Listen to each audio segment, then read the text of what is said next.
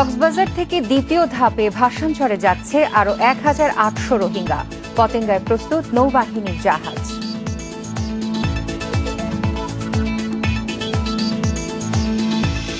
দেশে করোনা শনাক্তের হার কমেছে। স্বাস্থ্যবিধি মানা ও আরও কিছুদিন পরিস্থিতি পর্যবেক্ষণের পরামর্শ চিকিৎসকদের।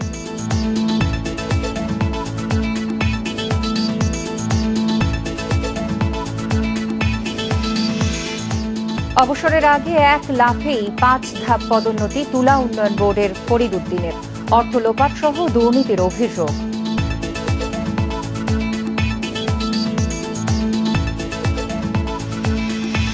যশোরে নারী সহকর্মীকে যৌন হেনস্থার অভিযোগে অভয়নগর ইউনো এবং পিআইওর বিরুদ্ধে নিপীড়ন, হত্যার হুমকি।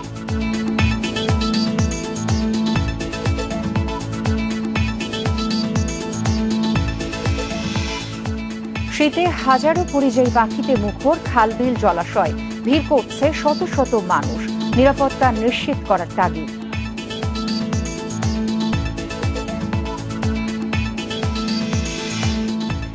আমন্ত্রণ সকাল ৯টার ১ ঘন্টার বিরতিহীন সংবাদে। আপনাদের সাথে আছি আমি ফারহানা হক এবং আমি আলী আশরাফ। শুনছিলেন শিরোনাম, যাব পুরো খবরে।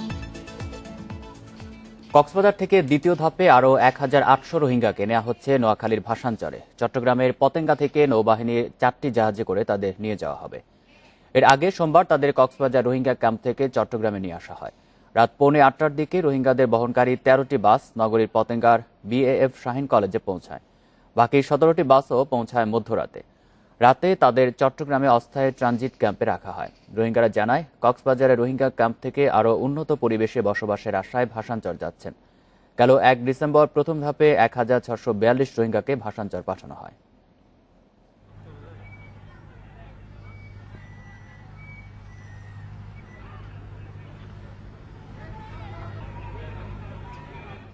এ নিয়ে আরো জানাতে চট্টগ্রাম থেকে যুক্ত হচ্ছেন সহকর্মী আহসান লিটন। লিটন, ভাসানচরের উদ্দেশ্যে জাহাজটি রওনা হয়েছে কিনা জানাবেন, আর রোহিঙ্গাদের কারোর সাথে আপনার সাথে কথা হয়েছে কিনা, তারা কি বলছেন? চট্টগ্রামের বোট ক্লাব সংলগ্ন কর্ণফুলী নদীর যে পাশে আমরা আছি, এখান থেকে আসলে মোট 4টি জাহাজে করে গতকালকে রাতে যারা এখানে চট্টগ্রামে এসেছিলেন তাদেরকে নিয়ে যাওয়া হবে। ইতিমধ্যে 2টি জাহাজ ফিল আপ হয়ে গেছে এবং সেগুলো যে কোনো মুহূর্তে, অর্থাৎ ধারণা করা হচ্ছে 5 থেকে 7 মিনিটের মধ্যে এই 2টি জাহাজ ভাসানচরের উদ্দেশ্যে রওনা হবে। পাশাপাশি আরও 2টি জাহাজে রোহিঙ্গা যারা গতকালকে রাতে চট্টগ্রামে এসেছিলেন তাদেরকে পাঠানোর সেই জাহাজগুলো এখন ভর্তি করা হচ্ছে তাদেরকে দিয়ে। এবং আমরা এখানে বেশ কয়েকজন রোহিঙ্গার সঙ্গে কথা বলেছি। তারা যেটি বলছে সেটি হচ্ছে, ভাসানচরে ইতিপূর্বে তাদের যে সমস্ত স্বজনরা গিয়েছেন তাদের কাছ থেকে তারা মুঠোফোন কিংবা অন্যান্য মাধ্যমে জেনেছেন যে উখিয়া টেকনাফের যে ক্যাম্পগুলোতে যেরকম অশান্তি ছিল, যেরকম কষ্টকর একটি পরিবেশ ছিল, ভাসানচরে পরিস্থিতি অনেকটাই ভালো। তাদের কাছে মনে হচ্ছে সেখানে আসলে আগে এখানে তারা ট্রিপল দেয়া ঝুপড়ি ঘরের মধ্যে থাকতেন, এখন তারা আসলে পাকা দালানে থাকবেন, এমন একটি খবর তাদেরকে দেওয়া হয়েছে এবং সেটিতে তারা অনেকটাই খুশি। আমরা এখানে যারা আছেন আজকে তাদের সঙ্গে কথা বলে যেটি জেনেছি সেটি হচ্ছে, অনেকে তাদের বাবা মাকে ছেড়েও ভাসানচরের উদ্দেশ্যে রওনা হচ্ছে। সেক্ষেত্রে তারা বলছেন যে আসলে তাদের ভাগ্য ফেরাতে, তবে একটু নিরাপদ জীবন নিশ্চিত করতে তারা আসলে প্রিয়জনকে ছেড়ে যাচ্ছেন। তাদের মা বাবার জন্য তাদের কষ্ট হচ্ছে, কিন্তু নিজেদের ভাগ্য পরিবর্তনে এর চেয়ে আর করার কিছুই নেই এবং সেই কারণে তারা আসলে যাচ্ছেন। তারা চেষ্টা করছেন পরবর্তী যে সমস্ত ধাপে ভাসানচর যাবে সেই সমস্ত ধাপে তাদের প্রিয়জনদেরকেও তারা নিয়ে আসবেন। তো এখানে যারা নৌবাহিনীর কর্মকর্তা রয়েছেন, কোস্টগার্ড কর্মকর্তা রয়েছেন, র্যাব রয়েছেন, তাদের সাথে কথা বলেছে। তারা বলছে যে এখনো পর্যন্ত একেবারে নির্বিঘ্নেই 4টি জাহাজে রোহিঙ্গাদেরকে তোলা হচ্ছে এবং 2টি জাহাজ ইতিমধ্যে ভর্তি হয়ে গেছে এবং কিছুক্ষণ পরেই সেই জাহাজগুলো ছেড়ে দিতে পারে, এমনটি আমাদেরকে জানিয়েছে। তো অনেকটা শান্তিপূর্ণ পরিবেশে বলা যেতে পারে যে আজকে দ্বিতীয় দফার যে রোহিঙ্গাদেরকে ভাসানচর নেওয়ার যে বিষয়টি রয়েছে সেটি শান্তিপূর্ণভাবে হবে বলে আমাদের কাছে মনে হচ্ছে। এখনো পর্যন্ত জানাবেন, আজকে তো দ্বিতীয় দফায় যাচ্ছে, তো তৃতীয় ধাপে কবে নাগাদ নেওয়া হতে পারে? রোহিঙ্গাদের মধ্যে থেকে কেউ আবার আগ্রহ প্রকাশ করেছে কিনা?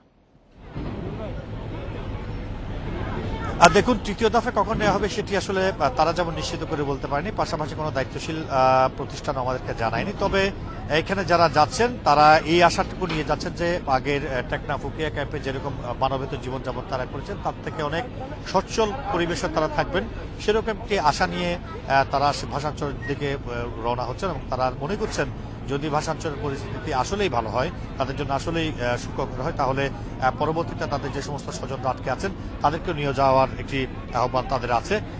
বাকিটা হচ্ছে তারা আসলে সেখানে গিয়ে অন্যদের সঙ্গে খাপ খাওয়ানোর বিষয় রয়েছে, অনেকগুলো বিষয় আছে, সবকিছু মিলিয়ে তারা আসলে পরবর্তীতে জানতে পারবেন যে এখানকার কি পরিস্থিতি এবং সেখানকার পরিস্থিতি থেকেই তারা আসলে এখানে যারা আটকে আছেন তাদেরকে নিয়ে যাওয়ার বিষয়ে সিদ্ধান্ত নেবেন। এই হচ্ছে আসলে চট্টগ্রামের পতেঙ্গা থেকে ভাষাঞ্চলে রোহিঙ্গাদের নিয়ে যাওয়ার সর্বশেষ পরিস্থিতি। চট্টগ্রাম থেকে জানাচ্ছেন সহকর্মী আহসান লিটন। রোহিঙ্গাদের নিজ দেশে ফিরিয়ে নিতে মিয়ানমারের ওপর চাপ দিতে আন্তর্জাতিক মহলের তেমন কোনো অগ্রগতি নেই। আন্তর্জাতিক সংস্থাসমূহে রোহিঙ্গা নাগরিকদের প্রত্যাবাসনে বাংলাদেশকে সহায়তা দেওয়ার আহ্বান জানিয়েছেন সড়ক পরিবহন ও সেতুমন্ত্রী ওবায়দুল কাদের। সোমবার সকালে তার সরকারি বাসভবনে নিয়মিত ব্রিফিংয়ে ওবায়দুল কাদের আরও বলেন, রোহিঙ্গা সংকটের শুরু থেকে সরকার বিষয়টির শান্তিপূর্ণ সমাধানে আন্তর্জাতিক সম্প্রদায়ের সহযোগিতা কামনা করে আসছে, এজন্য কূটনৈতিক তৎপরতা অব্যাহত রেখেছে। তিনি বলেন, প্রায় 12 লাখ রোহিঙ্গা টেকনাফ উখিয়ার আশ্রয় নেয়ায় তাদের ভরণ পোষণে বাংলাদেশের অর্থনীতিতে প্রবল চাপ তৈরি হচ্ছে। ক্ষতি হচ্ছে প্রাকৃতিক পরিবেশের। ধারণ ক্ষমতার কম জায়গায় অধিক সংখ্যক মানুষ বসবাস করায় মানবিক ও পরিবেশ বিপর্যয়ের আশঙ্কার কথাও বলেন ওবায়দুল কাদের। তিনি বলেন, বিশ্বের দীর্ঘতম বালুকাময় সৈকত ঘিরে পর্যটন শিল্পের উপর নেতিবাচক প্রভাব পড়েছে। কোনো আন্তর্জাতিক সংস্থা, বহুজাতিক গণমাধ্যম রোহিঙ্গাদের ভাষান্তরে জোরপূর্বক স্থানান্তরের কথা প্রচার করছে, যা আদৌ সত্য নয়। যারা স্বেচ্ছায় যেতে চায় তাদেরকেই কেবল স্থানান্তর করা হচ্ছে। আন্তর্জাতিক সম্প্রদায় এতদিন ধরে শুধু বাংলাদেশের মানবিকতার প্রশংসা করে যাচ্ছে। আশ্বাসের বাণী শোনানো ছাড়া দৃশ্যমান আর কি হয়েছে? দেশে করোনা ভাইরাসের শনাক্তের হার কমেছে। চলতি ডিসেম্বরের প্রথম সপ্তাহে পরীক্ষা বিবেচনায় শনাক্তের গড় সংখ্যা ছিল 14.11। শেষ সপ্তাহে তা কমে এসেছে 8.74। তবে শনাক্তের হার কমলেও আরও বেশ কিছুদিন পরিস্থিতি পর্যবেক্ষণের পরামর্শ চিকিৎসকদের। স্বাস্থ্যবিধি মানার ক্ষেত্রে অবহেলা করলে সংক্রমণ আবারও ছড়িয়ে পড়ার শঙ্কাও তাদের। RTPCR, gene expert, rapid antigen সহ দেশে মোট 167টি পরীক্ষাগারে চলছে করোনার নমুনা পরীক্ষা। যেসব জেলায় আরটিপিসিআর এর মাধ্যমে নমুনা পরীক্ষার সুবিধা ছিল না, সেসব জেলায় মিলছে র্যাপিড অ্যান্টিজেন পরীক্ষার সুবিধাও। 1 ডিসেম্বর সারা দেশে 118টি পরীক্ষাগারে যে সংখ্যক নমুনা পরীক্ষা হতো, পরীক্ষাগার বাড়লেও সেই সংখ্যা বাড়েনি। মাসের শেষ সপ্তাহে গড়ে প্রতিদিন 13,747টি নমুনা পরীক্ষা হচ্ছে। অথচ বেশি সংখ্যক পরীক্ষার তাগিদ বিশেষজ্ঞদের। করোনা সংক্রমণ থেকে অন্যকে মুক্ত রাখতে উপসর্গ থাকলেই পরীক্ষার পরামর্শ দিচ্ছেন তারা। কিন্তু ঘরে বসে চিকিৎসা সম্ভব, ঘরে চিকিৎসা নিলেই ভালো হয়ে যায়। কিন্তু মানুষের মধ্যে অনাগ্রহটাই বেশি, যদিও কাম্য নয়। কারণ টেস্টটা করলে হয় কি, রোগটা তাড়াতাড়ি শনাক্ত হবে, শনাক্ত হলে তাকে একটা আইসোলেট করা যাবে। কারণ টেস্ট করলে আইসোলেট করলে হবে কি, সে শুধু নিজের জন্য না, অন্যদের মাধ্যমে ছড়াতে না পারে। সেই জন্য টেস্টটা করা আসলে জরুরি, করা উচিত প্রত্যেকেরই বলতে যাদের লক্ষণ আছে আপাতত তাদেরই করা উচিত। যাদের উপসর্গ আছে তারা টেস্টে যায়, কিংবা টেলিমেডিসিনে তারা ঘরে বসে চিকিৎসা নেয়, কিংবা একটা পর্যায়ে তারা হাসপাতালে ভর্তি হয়, কিংবা টেস্ট করতে চায়। কোভিডের এখনকার যে ম্যানেজমেন্ট, চিকিৎসা এবং মানুষের সচেতনতা আগের চেয়ে অনেকটা ভালো। স্বাস্থ্যবিধি না মেনে শিথিলতা দেখালে করোনা সংক্রমণ আবারও বাড়তে পারে। তাই এই সময়টায় সবাইকে সতর্ক থাকার পরামর্শ বিশেষজ্ঞ চিকিৎসকের। এখনো ফাইনাল বলার সময় হয় নাই যে আসলেই কমলো না, আসলেই মৃত্যুর ঝুঁকি কমলো না, ডেথ রেট কমলো বা সংক্রমণের ঝুঁকি কমলো। কারণ এটা আরো আগামী কয়েকদিন অবজার্ভ করলে কিন্তু বোঝা যাবে। সুতরাং ঝুঁকি আমাদের এখনো শেষ হয় নাই। জনগণ যেন এরকম অনাগ্রহ বা শৈথিল্য ভাব প্রদর্শন না করেন বা ধরেন ঢেলে ঢালা ভাব এসব লাগান, কারণ তাদেরকে স্বাস্থ্যবিধি মেনে চলতেই হবে। সচেতনতা ও টেলিমেডিসিন সেবা বাড়ার পাশাপাশি করোনা নিয়ে সাধারণ মানুষের আতঙ্ক কমার কারণেও নমুনা পরীক্ষা কমেছে বলে মত বিশেষজ্ঞ চিকিৎসকদের। Buddhadeb Kundu, independent News, Dhaka. অবসরে যাওয়ার 1.5 মাস আগে এক লাফেই পদোন্নতি পেয়েছেন 5 ধাপ। আছে ইচ্ছামতো কর্মচারী নিয়োগ, প্রকল্পের টাকা আত্মসাৎ, ল্যাব মেশিন কেনার নামে অর্থ লোপাট সহ নানা অনিয়ম দুর্নীতির অভিযোগ। ইন্ডিপেন্ডেন্ট টেলিভিশনের অনুসন্ধানে এসব তথ্য মেলে সরকারি সংস্থা তুলা উন্নয়ন বোর্ডের নির্বাহী পরিচালক ফরিদ উদ্দিনের বিরুদ্ধে। 1998 সালে কীট পতঙ্গ বিশেষজ্ঞ পদে তুলা উন্নয়ন বোর্ডে যোগ দেন ফরিদ উদ্দিন। পরে 2013 সালে সম্প্রসারণ ও মার্কেটিং মনিটরিং বিভাগের অতিরিক্ত পরিচালকের দায়িত্ব পান। এর ঠিক 1 বছরের মধ্যে চলতি দায়িত্ব পেয়ে নির্বাহী পরিচালক হন। অবসরে যাওয়ার ঠিক 1.5 মাস আগে সুপেরিয়র সিলেকশন বোর্ডের সুপারিশে 5ম গ্রেড থেকে সরাসরি 1ম গ্রেডের কর্মকর্তা হিসেবে পদোন্নতি পান। নানা অনিয়মের অভিযোগে 2018 সালে দুর্নীতি দমন কমিশন দুদকে তলব করা হয় ফরিদ উদ্দিনকে। বোর্ডের স্টোর কাম ফিল্ডম্যান মাহফুজুর রহমান 7 বছর আগে মেয়ের চিকিৎসার জন্য ছুটি নিয়ে যুক্তরাষ্ট্র পাড়ি দিলেও দপ্তরের খাতায় এখনো ছুটিতে। তার সাথে তো আমার দেখা হচ্ছে, তার সাথে আমার দেখা, আমেরিকায় গেছি, আমার যারা কলিগ তারা ধরেন ও তো একটা অন্যরকম। অনুসন্ধানে দেখা গেছে গত 3 মাসে বড় অঙ্কের ঘুষের বিনিময়ে রংপুর ও দিনাজপুর তুলা গবেষণা কেন্দ্রে শ্রমিক নিয়োগ দেওয়ার অভিযোগও রয়েছে নির্বাহী পরিচালকের বিরুদ্ধে। গত 7 বছরে আমি কোনো লেবার নিয়োগ দেইনি। হ্যাঁ হয়েছে তো, এটা তো ফাইলে সাইন হয়েছে, আমরাই দিছি। প্রতিষ্ঠানটির ল্যাবে 2 কোটি টাকা ব্যয়ে জার্মানি থেকে HBI 9000 মডেলের মেশিন স্থাপনের কথা থাকলেও মাত্র 37 লাখ টাকা ব্যয়ে কেনা হয়েছে HBT মডেলের অন্য মেশিন, যা থেকে লোপাট করা হয়েছে প্রায় 1.5 কোটি টাকা। 2 বছর আগে অবসরকালীন ছুটিতে যাওয়া জিনিং অফিসার সোরাফ হোসেন কেন অফিসে বসেই কাজ করছেন তা নিয়েও আছে নানা জল্পনা কল্পনা।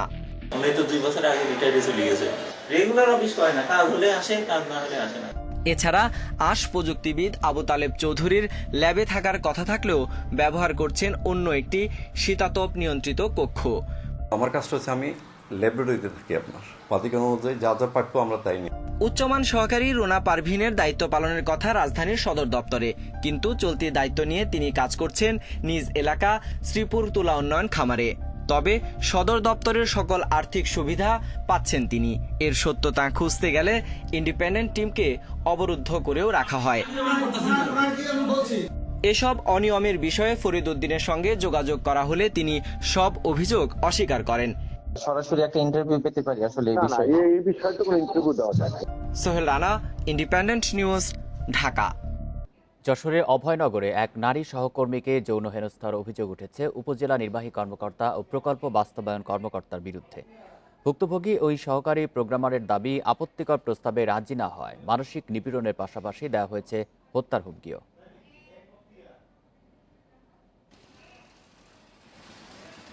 এবছরের মার্চে যশোরের অভয়নগর উপজেলার তথ্য ও যোগাযোগ প্রযুক্তি অধিদপ্তরে সহকারী প্রোগ্রামার পদে যোগ দেন উত্তরা শতদ্রু প্রাচী।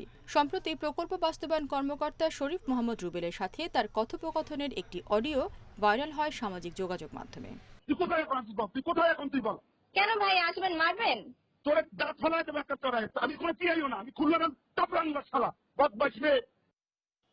22 ডিসেম্বর মহাপরিচালকের কাছে কর্মস্থলে যৌন হয়রানি ও জীবননাশের হুমকির লিখিত অভিযোগ দেন প্রাচী। তার অভিযোগ, কর্মস্থলে যোগ দেওয়ার পর থেকেই উপজেলা নির্বাহী কর্মকর্তা নাজমুল হোসেন খান তাকে নানাভাবে উত্ত্যক্ত করতেন। এক পর্যায়ে প্রকল্প বাস্তবায়ন কর্মকর্তা শরীফের মাধ্যমে তাকে কুপ্রস্তাব দেন। রাজি না হওয়ায় নানাভাবে হয়রানি করা হয় তাকে। উপজেলা প্রকল্প বাস্তবায়ন কর্মকর্তা উনি দিতেন হচ্ছে ইউনো স্যারের কথা বলে যে আমি কেন তার হতাশা দূর করি না। তারপরে সে হচ্ছে এই হতাশা অন্য কোনো নারী কাটাতে পারে। আমাকে তো 5টার পরে তো বসিয়ে রাখাই হয়।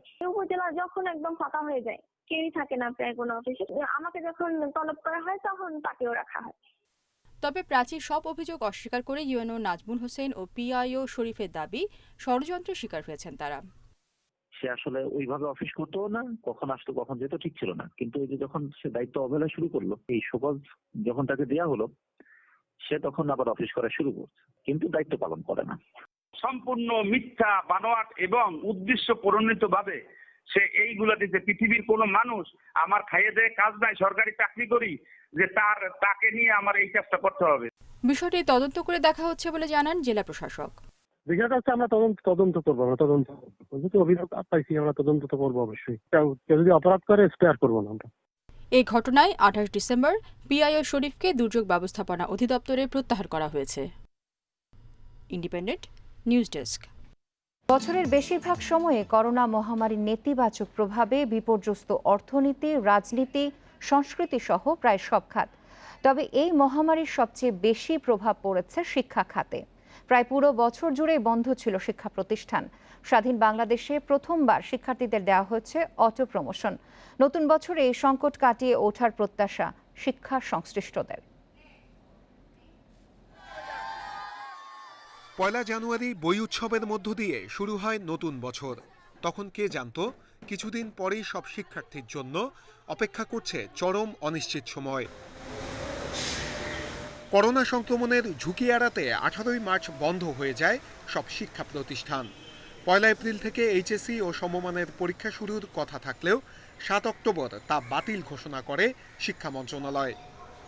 পরে বাতিল হয় নভেম্বরে নির্ধারিত জেএসসি পিএসসি পরীক্ষা। বাতিল হয়েছে সব বার্ষিক পরীক্ষাও।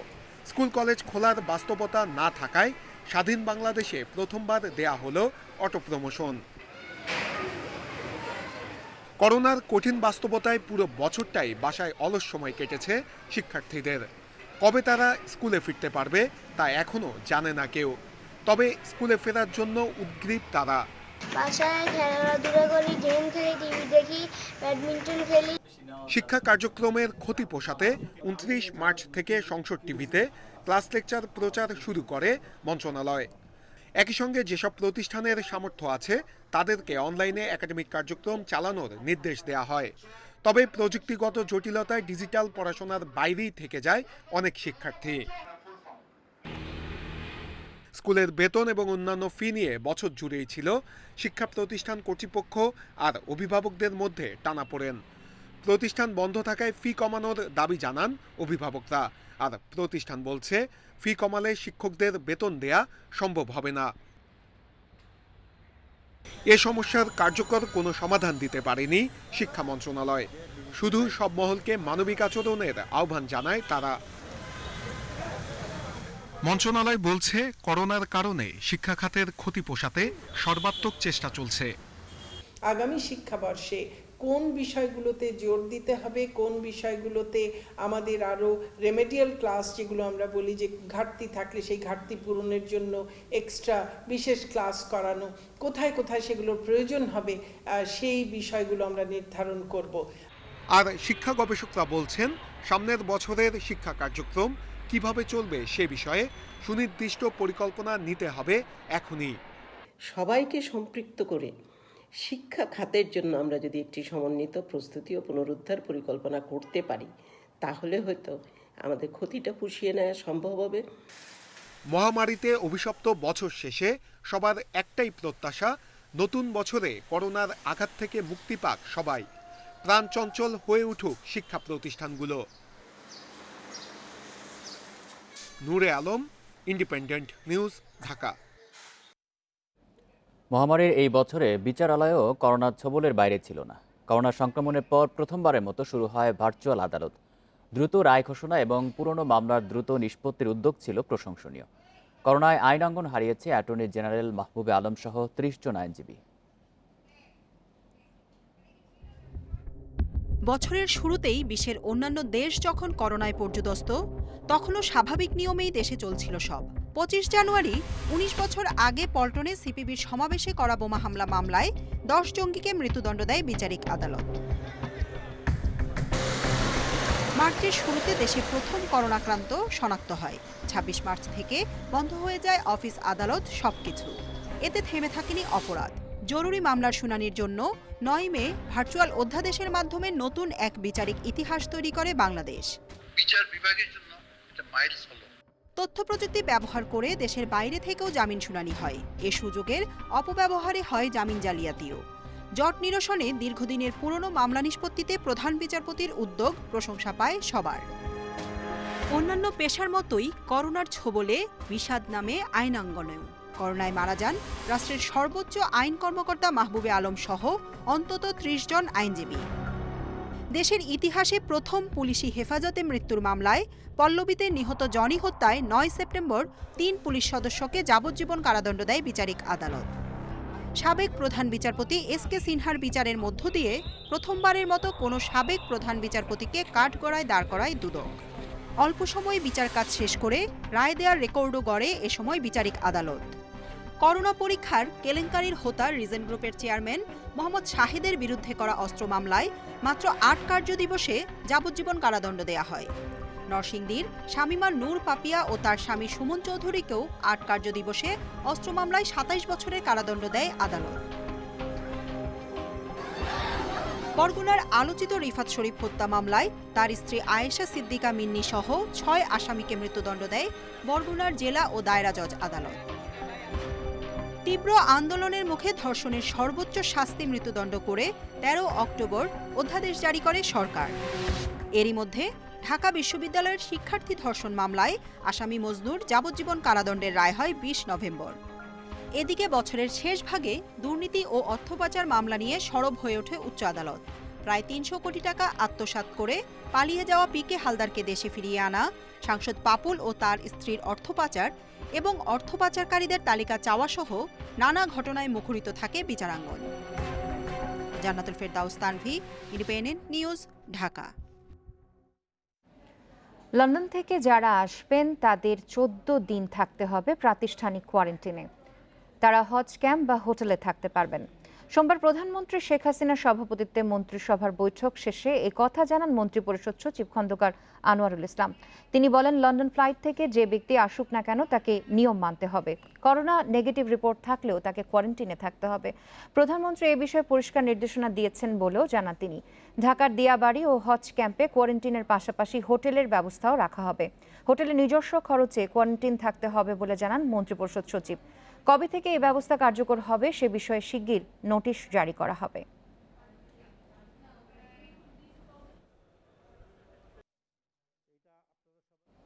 হজ ও ওমরা এজেন্সি হাজিদের সাথে সৌদি আরবে চুক্তিভঙ্গ বা প্রতারণা করলেও বাংলাদেশেই সেই অপরাধের বিচারের বিধান রেখে হজ ও ওমরা ব্যবস্থাপনা আইন 2020-এর খসড়ার নীতিগত অনুমোদন দিয়েছে মন্ত্রিসভা। এছাড়া মহাসড়কের পাশে অবৈধ স্থাপনা নির্মাণে 2 বছর জেল ও 5 লাখ টাকা জরিমানার বিধান করে মহাসড়ক আইনের অনুমোদন দেওয়া হয়েছে, জানিয়েছেন মন্ত্রিপরিষদ সচিব। প্রধানমন্ত্রী শেখ হাসিনার সভাপতিত্বে সচিবালয়ে বসে মন্ত্রিসভার বৈঠক। গণভবন থেকে ভিডিও কনফারেন্সের মাধ্যমে যোগ দেন প্রধানমন্ত্রী। মন্ত্রিপরিষদ বিভাগ থেকে বৈঠকে অংশ নেন মন্ত্রীরা। বৈঠক শেষে ব্রিফিং করেন মন্ত্রিপরিষদ সচিব খন্দকার আনোয়ারুল ইসলাম। বলেন, হজ ও ওমরা ব্যবস্থাপনা আইন 2020-এর খসড়ায় হজ এজেন্সি অনিয়ম করলে তাদের নিবন্ধন বাতিলের পাশাপাশি সর্বোচ্চ 50 লাখ টাকা জরিমানার বিধান রাখা হয়েছে। আর ওমরা এজেন্সির অনিয়মের ক্ষেত্রে নিবন্ধন খোয়ানের সঙ্গে সর্বোচ্চ 15 লাখ টাকা পর্যন্ত জরিমানা দিতে হবে, জানান মন্ত্রিপরিষদ সচিব। হজের চুক্তি এখানে হওয়ার পরে কেউ গিয়ে যদি ওই দেশেও ঠকায় তাহলে সেটাও সেই অপরাধটা এইখানে করা হয়েছে বলে গণ্য হবে এবং সেই ক্ষেত্রে তার বিরুদ্ধে ক্রিমিনাল বা লিগাল বা অ্যাডমিনিস্ট্রেটিভ অ্যাকশন নেওয়া যাবে। মহাসড়ক আইন 2020-এর খসড়ার নীতিগত অনুমোদন দিয়েছে মন্ত্রিসভা। দেশের সব মহাসড়ক পর্যায়ক্রমে 4 লেনে উন্নীত করা হবে, জানান মন্ত্রিপরিষদ সচিব। মহাসড়কের উপরে অবৈধভাবে কোনো স্থায়ী স্থাপনা নির্মাণ করলে অনধিক 5 লাখ টাকা জরিমানা বা 2 বছর কারাদণ্ড অথবা উভয় দণ্ডের বিধান আছে নতুন আইনে। আর অস্থায়ী স্থাপনার জন্য অনধিক 50,000 টাকা জরিমানা বা 2 বছর কারাদণ্ড দেওয়া যাবে। এখন আস্তে আস্তে আমরা 4 লেনে চলে যাচ্ছি। মাঝখান দিয়ে একটা আপনার মিডিয়ান থাকতেছে এবং 2 সাইডে স্লো মুভিং আপনার ভেহিকলের জন্য করা হচ্ছে। তো যার ফলে যেটা মহাসড়ক যেটা বিবেচিত হবে মাঝখানে, সেটা একটা ইন্টারন্যাশনাল স্ট্যান্ডার্ড আছে যে মহাসড়কে কত স্পিডে গাড়ি সবসময় চলতে পারবে। সেই ক্ষেত্রে আমরা যদি নিয়ন্ত্রণ না করি এবং কিছু ফ্যাসিলিটিস মানুষকে যদি না দেই, তাহলে এই মহাসড়ক ব্যবস্থা ঠিকভাবে চালানো সম্ভব হবে না। এদিকে টাঙ্গাইলের ধনুয়া এলেঙ্গা এবং বঙ্গবন্ধু সেতুর পশ্চিম পার নলকা গ্যাস সঞ্চালন পাইপলাইন নির্মাণের জন্য 11,246টি গাছ কাটার অনুমোদন দিয়েছে মন্ত্রিসভা। 19 থেকে আগস্ট 2020 পর্যন্ত। Hasif Mahmud Shah, independent News, Dhaka. প্রথম ধাপে 24 পৌরসভা নির্বাচনের 18টিতে আওয়ামী লীগ, 3টিতে স্বতন্ত্র এবং 2টিতে বিএনপির মেয়র প্রার্থী বেসরকারিভাবে নির্বাচিত হচ্ছেন। খুলনার চালনায় বিএনপির প্রার্থী আবুল খায়ের খান করোনা আক্রান্ত হয়ে চিকিৎসাধীন অবস্থায় মারা যায়। স্থগিত করা হয়েছে ওই পৌরসভার মেয়র পদের ভোটের ফল। নির্বাচন কমিশনের সিনিয়র সচিব মোহাম্মদ আলমগীর জানিয়েছেন, সুষ্ঠু ও শান্তিপূর্ণ হচ্ছে ভোট গ্রহণ। সাম্প্রতিক সময় নির্বাচনগুলোতে কম দেখা যাচ্ছিল ভোটারদের অংশগ্রহণ। তবে প্রথম ধাপের পৌরসভা নির্বাচনের চিত্র ভিন্ন। করোনা পরিস্থিতির মধ্যে নির্বাচন আয়োজন হলেও কেন্দ্রগুলোতে ভোটারের উপস্থিতি ছিল চোখে পড়ার মতো। সকাল 8টায় শুরু হয় ভোট গ্রহণ, চলে বিকেল 4টা পর্যন্ত। সব পৌরসভায় ভোট গ্রহণ হয় ইভিএমে। আগে পাস করো ভোট দেয়ারই নিয়ে পথে গেছে, ওই একটা লাগিয়ে গেছে। আর এবার সংক্ষেপে সুন্দর ভোট হয়েছে। ব্যালটটা একটা বাক্সের মধ্যে থইতে, আর এখন ওই ইতে কম্পিউটারে দিয়েছি টিপ দিয়ে। দীর্ঘ 5 বছর আগে আমরা ভোট দিতে আসছি এবং গ্যাঞ্জাম হানাহানি মারামারি তাই আমরা ভোট দিতে পারি নাই, বিদায় আমরা ভোট দিই নাই। এখন সুস্থ শৃঙ্খলা ভোট হয় এবং ভালো লাগে, আনন্দ হয় দিতে, তাই আমরা সবাই মিলে ভোট দিতে। আগে তো আমরা ভোট দিতে পারি নাই, আতঙ্কিত ছিলাম, সন্ত্রাসের হামলা ছিল, বিভিন্ন ধরনের গোলাবাজি, এরকম ধরনের আতঙ্কের কারণে আমরা আসতে পারি নাই, ভোট দিতে পারি নাই। এবার এগুলো দেখতে পারতেছি না, আতঙ্ক হবে না। তবে আঙুলের ছাপ না মেলায় বিড়ম্বনায় পড়তে হয় বেশ কিছু কেন্দ্রের ভোটারদের। 2টা বাজে আসছিলাম, এখন 5টা বাজে, এখন তো লাইনে দাঁড়িয়ে দিয়েছি, আরো 1 ঘন্টা লাগবে মনে হয়। বিভিন্ন কারণে একটু ডিলে হয়ে গেছে, বিশেষ করে কোনো ভোটারকে 3 বা 4 বার চেক করতে হয়েছে। অনেক সময় মেশিন আমরা পাঞ্চ করার সাথে তাড়াতাড়ি খুব একটা রেসপন্স করি নাই। আমরা ইভিএমে ভোটারদের অংশগ্রহণ কিভাবে বাড়ানো যায় সেই লক্ষ্যে আমরা ভোটার এডুকেশন শুরু করি। আমরা প্রজেক্টরের মাধ্যমে প্রতিটি ওয়ার্ডের গুরুত্বপূর্ণ স্থানে ভোটারদেরকে দেখিয়েছি কিভাবে ইভিএমে ভোট দেওয়া যায়, এবং প্রার্থীদেরকেও আমরা বিভিন্ন ভিডিও ক্লিপ দিয়েছি যাতে ভোটারদেরকে দেখায়। এদিকে রিটার্নিং কর্মকর্তার গাড়ির ভাঙচুরের ঘটনা ঘটেছে পঞ্চগড়ের কালেক্টরেট আদর্শ শিক্ষা নিকেতন কেন্দ্রে। এ সময় আহত হন এক পুলিশ সদস্য। এছাড়া পাবনার চাটমোহরে অনিয়মের অভিযোগে ভোট বর্জন করেন 2 স্বতন্ত্র মেয়র প্রার্থী। এজেন্ট বের করে দেয় এবং জাল ভোটের অভিযোগ তুলে ভোট বর্জন করেছেন সিরাজগঞ্জের শাহজাদপুর ও খুলনার চালনার বিএনপির প্রার্থী। এখানে সমস্ত সেন্টার দখল করার কারণে এইভাবে একটা নির্বাচনের পরিবেশ টোটালিভাবে ভঙ্গ করে আজকে তারা নির্বাচন হওয়ার লক্ষ্যে হয়তোবা 4টার দিকে তাকে নির্বাচিত ঘোষণা করা হবে। আমরা এই নির্বাচনকে মানি না। তবে প্রথম ধাপের পৌরসভা নির্বাচন সুষ্ঠু ও শান্তিপূর্ণ হয়েছে বলে জানিয়েছেন নির্বাচন কমিশনের সিনিয়র সচিব মোহাম্মদ আলমগীর। এই নির্বাচনে কোথাও 60% কম ভোট পড়েনি বলেও জানান তিনি। দ্বিতীয় ধাপের 61টি পৌরসভায় ভোট হবে 16 জানুয়ারি। এর মধ্যে 29টি পৌরসভায় ইভিএমে আর 32 পৌরসভায় ভোট হবে ব্যালটে। আল আমিন হোসেন, ইন্ডিপেন্ডেন্ট নিউজ ডেস্ক। সুষ্ঠু নির্বাচন অনুষ্ঠানে বর্তমান নির্বাচন কমিশন ব্যর্থ মন্তব্য করে বিএনপির মহাসচিব মির্জা ফখরুল ইসলাম আলমগীর বলেছেন, আত্মসম্মান থাকলে তাদের পদত্যাগ করা উচিত। সোমবার বিকেলে ঠাকুরগাঁওয়ের নিজ বাসভবনে সাংবাদিকদের সঙ্গে মত বিনিময় সভায় একথা বলেন মির্জা ফখরুল। আত্মসম্মান বোধ বলতে যে কিছু নেই সেটাই প্রমাণিত হচ্ছে, কারণ যে দেশে আপনার বিশিষ্ট নাগরিকেরা, বুদ্ধিজীবীরা সবাই মনে করে যে নির্বাচন কমিশন দুর্নীতিগ্রস্ত হয়ে গেছে, নির্বাচন কমিশন অযোগ্য, ব্যর্থ, তাহলে তাদের তো থাকা উচিত না। অনার ডিমান্ড করে যে they should resign and go. মানবতা বিরোধী অপরাধে ফাঁসি হওয়া মীর কাশেম আলীর পাচার করা $2.5 কোটি ফিরিয়ে আনার প্রক্রিয়ার কোনো অগ্রগতি নেই। কাজের অগ্রগতি জানতে চেয়ে কেন্দ্রীয় ব্যাংকের আর্থিক গোয়েন্দা সংস্থা BFIU-কে চিঠি দিয়েছে দুর্নীতি দমন কমিশন দুদক। আর BFIU বলছে, পাচার হওয়া অর্থের কোনো তথ্য পাওয়া যাচ্ছে না। তবে ট্রান্সপারেন্সি ইন্টারন্যাশনাল বাংলাদেশ TIB বলছে, আনকাকের সাথে চুক্তি থাকায় সদিচ্ছা থাকলে এই টাকা দেশে ফিরিয়ে আনা সম্ভব। যুদ্ধ অপরাধের বিচার বানচাল করতে মার্কিন লবিস্ট ফার্ম ক্যাসিডি অ্যান্ড অ্যাসোসিয়েটের কাছে $25 মিলিয়ন বা $250 কোটি পাচার করেন মীর কাশেম। 2011 সালে বাংলাদেশ ও যুক্তরাষ্ট্র সরকারকে প্রভাবিত করতে এই লবিস্ট ফার্ম নিয়োগ দেয়া হয়। লবিস্ট নিয়োগে অর্থ পাচারের এই ঘটনা অনুসন্ধান করে দুদক। অর্থ পাচারে প্রয়োজনীয় তথ্য পেতে যুক্তরাষ্ট্রে 2012 সালে mutual legal assistant request MLAR পাঠায় দুদক। এরপর বিভিন্ন সময় তাগিদপত্র দিয়েও তথ্য পায়নি সংস্থাটি। 2017 সালে আইনের পরিবর্তন আসায় মীর কাসেম আলীর অর্থ পাচারের অনুসন্ধান করার ক্ষমতা হারায় দুদক। এরপর অনুসন্ধানটি বিএফআইইউ এর কাছে হস্তান্তর করে সংস্থাটি। তবে অনুসন্ধানের পরিস্থিতি জানতে চেয়ে বিএফআইইউকে নিয়মিত তাগিদপত্র দিয়েও কোনো সাড়া পায়নি দুদক। এই বিজয়ের মাসেও আমরা মীর কাসেম আলীর ফাইলের সর্বশেষ অবস্থা জানার জন্য বিএফআইইউকে আমরা চিঠি পাঠিয়েছি। আমরা কোনোভাবেই ছাড় দিব না যে একজন যুদ্ধাপরাধীর 25 মিলিয়ন মার্কিন ডলার অন্য কেউ ভোগ করবে। বিএফআইইউ বলছে এই বিষয়ে কোনো ধরনের তথ্য পাওয়া যাচ্ছে না, তাই অচল অবস্থার মধ্যে পড়েছে অনুসন্ধানটি।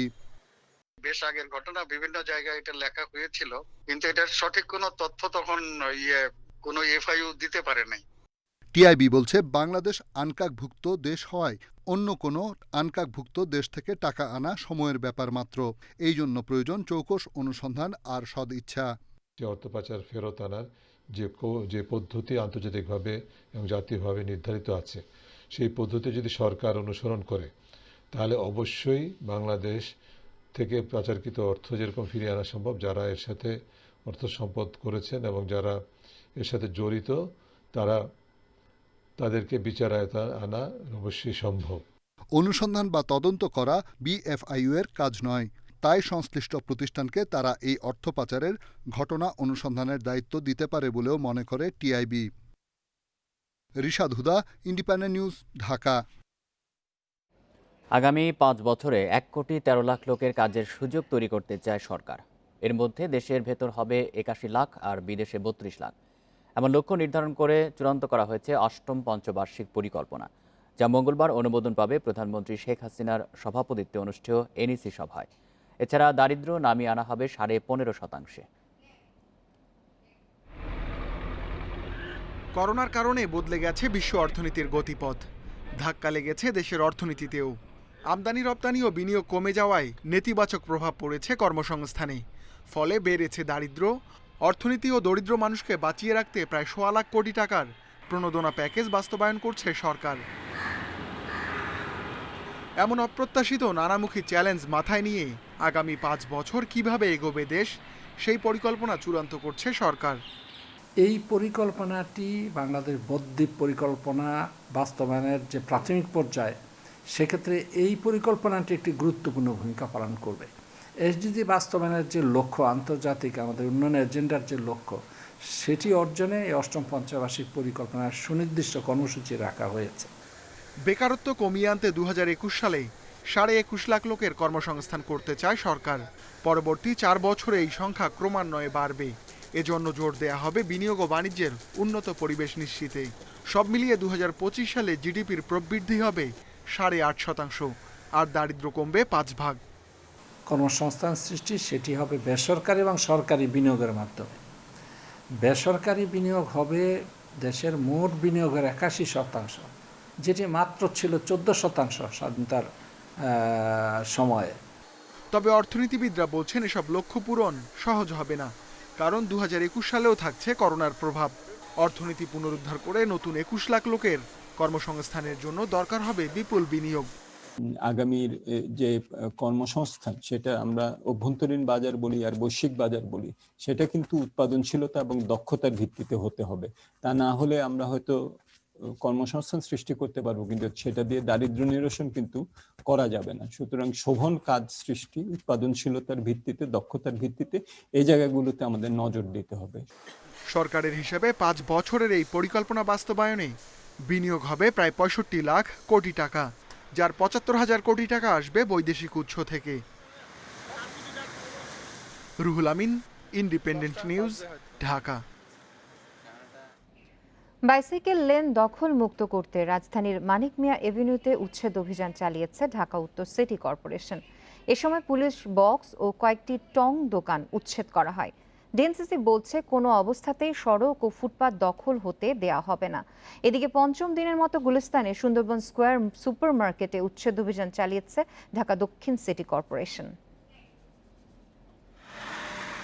রাজধানীর মানিক মিয়া এভিনিউ 7 লেনের এই সড়কের একটি লেন করা হয়েছে বাইসাইকেল চলার জন্য, কিন্তু শুরু থেকেই সেই লেন দখলে ছিল টং দোকান, পুলিশ বক্স এবং ব্যক্তিগত গাড়িতে। সোমবার দ্বিতীয় দিনের মতো লেনটি দখলমুক্ত করতে নামে ঢাকা উত্তর সিটি কর্পোরেশন।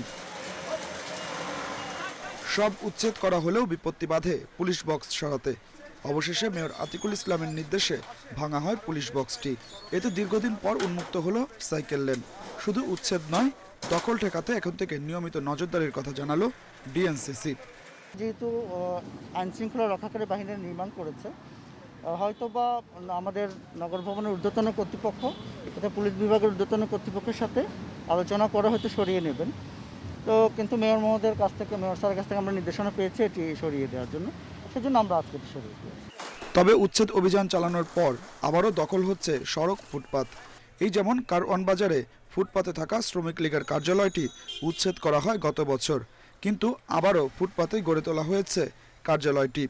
ডিএনসিসির মেয়র বলছেন, সরকারি, বেসরকারি বা রাজনৈতিক দল কাউকেই ফুটপাত দখল করতে দেয়া হবে না। আমরা বেশ কিছু রাজনৈতিক দল যেটাই হোক না কেন, যারই হোক না কেন, আমরা কিন্তু এটা আইনগত এটাকে মোটে এটা গ্রহণযোগ্য নাই।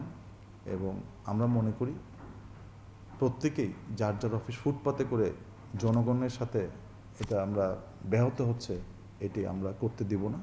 এদিকে পঞ্চম দিনের মতো অভিযান চালানো হয়েছে গুলিস্তানের সুন্দরবন স্কয়ার সুপারমার্কেটে। এদিন ভবনের দ্বিতীয় থেকে পঞ্চম তলার অবৈধ দোকান উচ্ছেদ করা হয়েছে।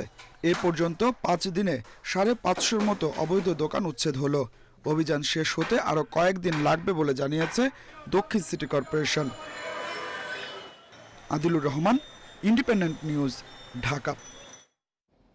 পেঁয়াজ রপ্তানির ওপর আরোপিত নিষেধাজ্ঞা প্রত্যাহার করেছে ভারত। গত কয়েক সপ্তাহে পেঁয়াজের দাম কমায় সোমবার এই সিদ্ধান্ত নেয় দেশটি। ভারতের বাণিজ্য ও শিল্প মন্ত্রণালয়ের এক প্রজ্ঞাপনে এই নির্দেশনা দেওয়া হয়। আগামী 1 জানুয়ারি থেকে ভারতের পেঁয়াজ রপ্তানির সিদ্ধান্ত কার্যকর হবে।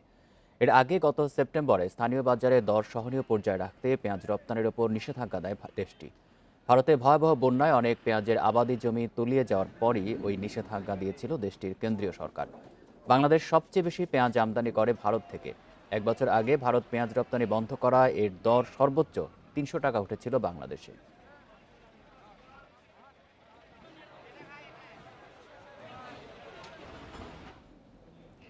বগুড়ায় করোনা রোগীদের চিকিৎসার জন্য নির্ধারিত মোহাম্মদ আলী হাসপাতাল। গত মার্চে দেশে করোনার প্রাদুর্ভাব দেখা দিলে এখানকার বার্ন ইউনিট বন্ধ করে চালু করা হয় ইন্টেনসিভ কেয়ার ইউনিট, আইসিইউ। জনবল সংকটে এখন তা পুরোপুরি বন্ধ রয়েছে। গত মার্চের পর করোনা সংক্রমণ বৃদ্ধি পাওয়ায় বগুড়া মোহাম্মদ আলী হাসপাতালকে কোভিড-19 রোগীর চিকিৎসার জন্য পৃথক করা হয়। জরুরি হয় প্রায় 4 কোটি টাকা ব্যয়ে নির্মিত হাসপাতালের নতুন বার্ন ইউনিট বন্ধ করে স্থাপন করা হয় 8 শয্যার আইসিইউ। কয়েক মাস জোড়াতালি দিয়ে চললেও জনবল সংকটে সেপ্টেম্বর থেকে বন্ধ রয়েছে এর সেবা। এতে বিপাকে পড়েছেন রোগীরা। আইসিইউ না থাকার দরুন আমাকে ঢাকায় যে আইসিইউ সেবা নিতে হয়। আমি মনে করি যে বগুড়াতে মোহাম্মদ আলী হসপিটালে আইসিইউ চালু করা হোক, সাধারণ মানুষ সেবা পাবে, যাদের সামর্থ্য নাই তারাও এখানে সেবা পাবে। শীতে করোনার দ্বিতীয় ঢেউ মোকাবেলায় নির্ধারিত হাসপাতালগুলোতে সব ধরনের প্রস্তুতির কথা জানায় স্বাস্থ্য বিভাগ। অথচ বিপুল অর্থে স্থাপন করা আইসিইউটি শুধু জনবলের অভাবে রয়েছে বন্ধ। আশঙ্কা দেখা দিয়েছে যন্ত্রপাতি নষ্ট হওয়ার। এখানে arterial blood gas analysis machine বা এবিজি মেশিন নাই, সেরাম ইলেকট্রোলাইট দেখার মতো সুযোগ নাই, ডিজিটাল এক্সরের সুবিধা নাই, পোর্টেবল এক্সরের সুবিধা নাই। তো এগুলো সাথে দিলে মানে একেবারে ফুল মানে ভালোভাবে এটা রান করা সম্ভব। আর এগুলো ছাড়াও যদি আমার ম্যান পাওয়ারটাই বেশি দরকার, 6 জন মেডিকেল অফিসার বা 6 জন অ্যানেস্থেসিয়ার ডাক্তার যদি আমাকে দেয়, আমি আইসিইউটা রানিং করে নিতে পারবো। বিষয়টি সংশ্লিষ্ট বিভাগের কর্মকর্তাদের বারবার জানানো হলেও কোনো ব্যবস্থা নেওয়া হয়নি বলে অভিযোগ করেছেন হাসপাতাল কর্তৃপক্ষ। Hasibur Rahman, independent news, Bogura. করোনার প্রভাবে ধুঁকছে বগুড়ার অ্যান্টিক গহনার বাজার। স্বাভাবিক সময়ে মাসে 50 থেকে 60 লাখ টাকা কেনাবেচা হলেও এখন তা দাঁড়িয়েছে অর্ধেকে। ব্যবসায়ীরা বলছেন, করোনার কারণে ভারতে কাঁচামালের দাম বেড়ে যাওয়া এবং গ্রাহক চাহিদা কমায় লোকসানের মুখে তারা। সরকারি প্রণোদনার অংশ এ খাতেও দেওয়ার দাবি তাদের। ধরমপুর বাজারে অ্যান্টিক গহনা তৈরি শুরু হয় প্রায় 15 বছর আগে। ধীরে ধীরে হয় 160টি দোকান। শুধু এই মোকামে কাজ করছে প্রায় ১৫০০ শ্রমিক, যাদের বেশিরভাগই নারী।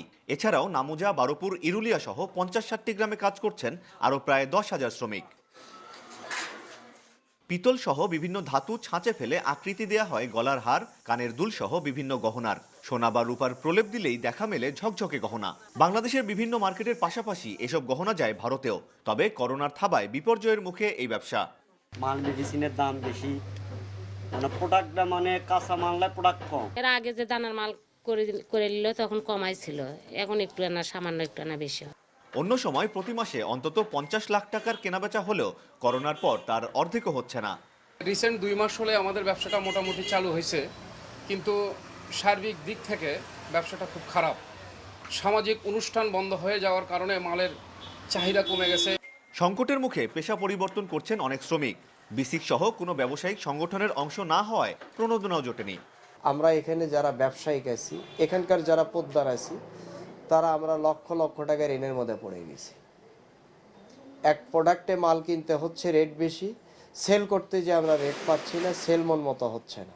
অ্যান্টিক গহনা শ্রমিকদের মধ্যে নারীর সংখ্যা বেশি হওয়ায় তাদের কিভাবে সহায়তা দেওয়া যায় তা নিয়ে ভাবছে মহিলা বিষয়ক অধিদপ্তর। এই ক্ষেত্রে আমরা যেটা করতে পারি, আমি আমার মন্ত্রণালয়কে একটা অবহিত করব যে এদের জন্য আলাদা কোনো প্রকল্প নেওয়া যেতে পারে কিনা। স্বর্ণের দাম বেশি হওয়ায় এসব গহনার চাহিদা সবসময়ই বেশি। তাই এই শিল্প টিকিয়ে রাখতে স্থানীয় প্রশাসন সহ সরকারের সুদৃষ্টি জরুরি বলে মনে করেন ব্যবসায়ী ও শ্রমিকেরা।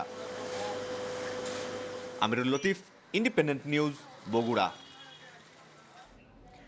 বিশ্বে করোনায় মৃতের সংখ্যা ১৭,৮১,০০০ ছাড়িয়েছে। আক্রান্তের সংখ্যা ৮,১৬,০০,০০০ বেশি। করোনায় একদিনে বিশ্বে আরও ৯,০০০-এর মৃত্যু হচ্ছে। নতুন শনাক্ত ৪,৮৭,০০০-এর বেশি। ২ দিন কম থাকার পর যুক্তরাষ্ট্রে আবারও বেড়েছে আক্রান্ত ও মৃত্যু। ২৪ ঘন্টায় দেশটিতে প্রায় ২,০০০-এর প্রাণহানি হচ্ছে। নতুন শনাক্ত ১,৮৬,০০০। এছাড়াও সোমবার জার্মানিতে ৬৭৪, ইতালিতে ৪৪৫, ব্রাজিলে ৪৯৫, সাউথ আফ্রিকায় ৩৩৬ জনের মৃত্যু হচ্ছে। নতুন ধরনের ভাইরাস শনাক্তের পর সোমবার মধ্যরাত থেকে ১৫ জানুয়ারি পর্যন্ত কড়াকড়ি বাড়িয়েছে সাউথ আফ্রিকা সরকার। শেষকৃত্যের মতো আয়োজন ছাড়া ঘরে এবং ঘরের বাইরে সব ধরনের জনসমাগমে দেওয়া হয়েছে নিষেধাজ্ঞা। রাত ১০টা থেকে সকাল ৬টা পর্যন্ত জারি থাকবে কারফিউ। এই সময়ের মধ্যে কেবল পারমিট নিয়েই বাড়ির বাইরে বের হওয়া যাবে। বন্ধ থাকবে বার।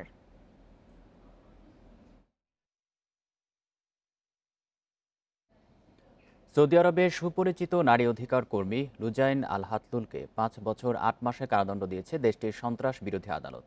তার বন্দিদশা নিয়ে সমালোচনা এবং তাকে মুক্তি দেওয়ার চাপের মধ্যেই সোমবার এই রায় এসেছে। গণমাধ্যম জানিয়েছে আদালত তার ২ বছর ১০ মাসের সাজা স্থগিত করেছে। ২০১৮ সালে গ্রেপ্তারের পর থেকে ৩১ বছর বয়সী হাতলুল বন্দী আছেন। ওই সময় তিনি সহ আরও বেশ কয়েকজন নারী অধিকার কর্মীকে গ্রেপ্তার করা হয়।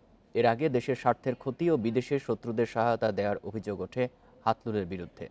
জাতিসংঘের মানবাধিকার বিশেষজ্ঞরা হাতলুলের বিরুদ্ধে আনা অভিযোগকে অবৈধ বলে আখ্যা দেয় এবং অবিলম্বে তাকে মুক্তি দেওয়ার আহ্বান জানায়। কারাগারে হাতলুলকে বন্দী করে বৈদ্যুতিক শক এবং যৌন নির্যাতন করা হয়েছে বলে অভিযোগ তোলেন তার পরিবার ও মানবাধিকার কর্মীরা।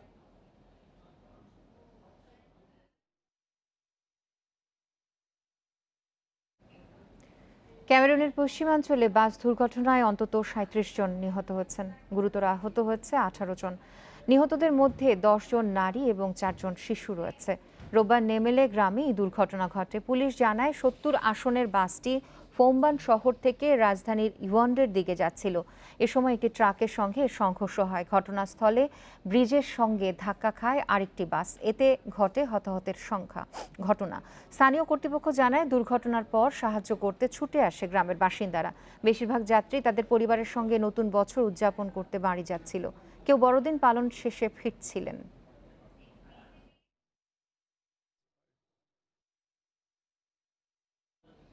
স্থগিত শ্রীলঙ্কা সফর এপ্রিলে হওয়ার সম্ভাবনা দেখছে বাংলাদেশ ক্রিকেট বোর্ড। সে অনুযায়ী কথাবার্তাও এগিয়েছে। এর আগে নতুন বছরে সফলভাবে আন্তর্জাতিক ক্রিকেট ফেরাতে চায় বিসিবি। উইন্ডিজ সিরিজ নিখুঁতভাবে আয়োজনে নিশ্চিত করবে জৈব সুরক্ষা বলয়। প্রধান নির্বাহী নিজামুদ্দিন চৌধুরী জানিয়েছেন, সিরিজকে সামনে রেখে ৮ থেকে ১০ জানুয়ারি টিম হোটেল উঠবেন ক্রিকেটাররা। আর জন লুইসি টাইগার ব্যাটিং পরামর্শক হচ্ছেন, সেই আভাসও মিলেছে তার কথায়। ক্রিকেট ক্যালেন্ডার থেকে একটা বছর হারিয়ে গেছে টিম টাইগার্সের। নতুন বছরে ক্ষতি কাটিয়ে ওঠার সুযোগ পাচ্ছে টাইগাররা। শ্রীলঙ্কার বিপক্ষে স্থগিত 3 টেস্টের সিরিজ আলোর মুখ দেখছে। এপ্রিলে ভারত মহাসাগরের দ্বীপ রাষ্ট্রটিতে যাবে মুমিনুলের দল। আমাদের যে টেস্ট চ্যাম্পিয়নশিপের যে কমিটমেন্ট রয়েছে সেই অনুযায়ী আমরা শ্রীলঙ্কার সাথে টেস্ট ম্যাচ খেলবো এবং এর সাথে যদি অন্য কোনো কিছু অ্যাড হয় সেটা আমরা আমাদের এফটিপিতে যদি আমাদের ওই স্পেসটা পাওয়া যায় আমরা সেটাভাবে কাজ করে নেব। অ্যাট দিস স্টেজ এটা এপ্রিলকে টার্গেট করেই করা হচ্ছে। এই সময় একটা অ্যাভেলেবল স্লট আছে আমাদের এবং শ্রীলঙ্কার জন্য, সেভাবেই আমরা কাজ করছি। ওয়েস্ট ইন্ডিজ সিরিজ দিয়ে আন্তর্জাতিক ক্রিকেটে ফিরবে বাংলাদেশ। 2 টেস্ট ও 3 ওয়ানডে সফলতার সঙ্গে আয়োজন বিসিবির জন্য বড় পরীক্ষা। জৈব সুরক্ষা বলয় নিশ্চিত করে সফলতার সঙ্গে প্রেসিডেন্টস কাপ ও বঙ্গবন্ধু টি-20 কাপ আয়োজনের অভিজ্ঞতা উইন্ডিজ সিরিজে বিসিবিকে দিচ্ছে আত্মবিশ্বাস। ইতিমধ্যে আমরা একটা কোঅর্ডিনেশন মিটিং করেছি। আমরা সবাই বেশ কনফিডেন্ট, যেহেতু আগেরগুলো ছিল 3 টিম এবং 5 টিমের কম্পিটিশন এবং বাইল্যাটারাল ট্যুর, যদিও এটা ইন্টারন্যাশনাল সিরিজ, 2টা টিমের পার্টিসিপেশনে এই সিরিজটা হয়ে থাকে, সেক্ষেত্রে এটা আমাদের জন্য আরও ইজি হবে। জানুয়ারির প্রথম সপ্তাহে ক্যাম্প শুরু। তার আগে করোনা টেস্ট দিয়ে হোটেলে উঠবেন তামিম মুশফিকরা। কোচিং স্টাফের সবাই চলে আসবেন ওই সময়। নীল ম্যাকেনজির উত্তরসূরি হিসেবে ইংলিশম্যান জন লুইসের সাথে কথা প্রায় পাকা। উইন্ডিজ সিরিজে হবে নতুন ব্যাটিং পরামর্শকের প্রথম অ্যাসাইনমেন্ট। কোচিং স্টাফ অ্যাপয়েন্টমেন্টের ব্যাপারে শেষের দিকে হয়তো কিছু মাইনর টার্মস কন্ডিশনের আমাদের অ্যাডজাস্টমেন্টের দরকার হয়, সেক্ষেত্রে আমাদের এই সময়টাই আমরা নিচ্ছি। অলমোস্ট ফাইনাল হয়ে আছে, আপনারা আশা করি যে খুব শীঘ্রই নামটা পেয়ে যাবেন। উইন্ডিজ সিরিজ চলাকালীন আবুধাবিতে চলবে টি10 লিগ। ওখানে দল পেয়েছে 6 বাংলাদেশি। জানুয়ারিতে সিরিজ চলায় তাসকিন আফিফদের আবুধাবিতে যাওয়ার সম্ভাবনা নেই বললেই চলে। Saiful Majumdar, independent news. নারী দলের দায়িত্ব নেয়ার কথা ছিল মার্ক রবিনসনের, তবে শেষ মুহূর্তে না করে দিয়েছেন এই ইংলিশ কোচ। তাতে নতুন করে কোচের খোঁজে বিসিবি। বলছে দ্রুতই এই বিষয়ে আসবে সিদ্ধান্ত। করোনার ক্ষতি পুষিয়ে নিতে 2021 সালে নারী ক্রিকেটের জন্য ব্যস্ত কর্মপরিকল্পনা বোর্ড। 29 ক্রিকেটার নিয়ে সিলেট ক্যাম্প শুরু 3 জানুয়ারি, যেখানে ফিটনেস স্কিল ট্রেনিং এর সঙ্গে আছে 5টি প্রস্তুতি ম্যাচ। বিশ্বকাপের পর থেকে কোচ শূন্য নারী দল। 2021 সালের ব্যস্ততার কথা মাথায় রেখে কোচ নিয়োগে তৎপর ছিলেন কর্তারা। ইংলিশ কোচ রবিনসনের সাথে আলোচনা চূড়ান্ত হয়ে গিয়েছিল, তারপর হঠাৎ করেই না করে দিয়েছেন ইংলিশম্যান। ফলে নতুন করে কোচ খুঁজতে হচ্ছে বিসিবিকে। আমরা বোর্ডের পক্ষ থেকে কিন্তু আমরা কোনোটাই কনফার্ম করি নাই বা আমরা ওইভাবে বলি নাই। অনেকের সঙ্গেই যোগাযোগ হচ্ছিল, তার মধ্যে 2-1 জনের সঙ্গে একটু যোগাযোগের মাত্রাটা বেশি ছিল বা তাদের সঙ্গে কথাবার্তাটা অনেকটাই এগিয়ে গিয়েছিল।